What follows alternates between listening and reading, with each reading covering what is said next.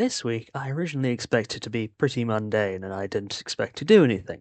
I certainly didn't expect to be heading out to Banff. Whilst the international office did put on a trip to Banff last semester, this semester there aren't enough exchange students to fill a bus, and therefore they can't do it. The residency is putting on a hike like they did last year, but I would rather not do one in winter conditions. However, I then saw in the exchange student group chat that not only were many of us going to Banff this weekend, but also there was a special event on in the town of Banff.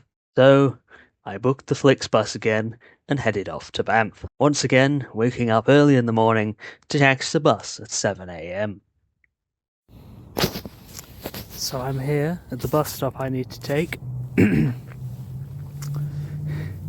is like 6 o'clock in the morning. There's a nice little park, which I believe is a war memorial. Before I explain my time in Banff, I should probably explain to you what I was actually going there to see. Skijoring.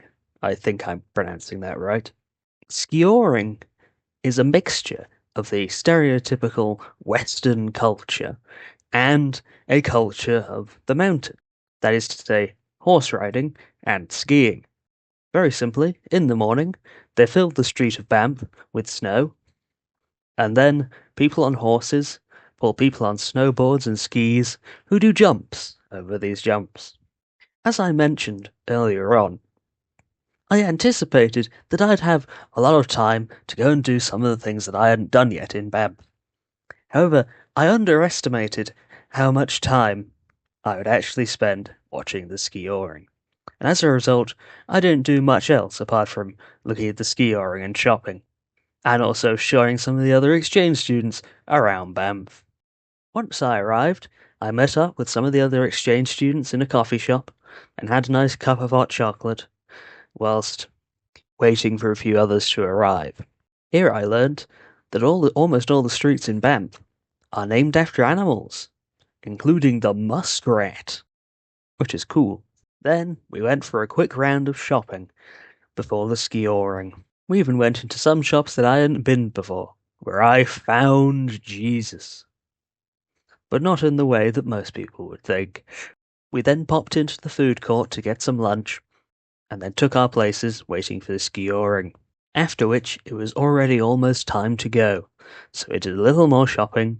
I got myself 500 grams of strawberry bonbons, and then we headed back to the bus at 5:30.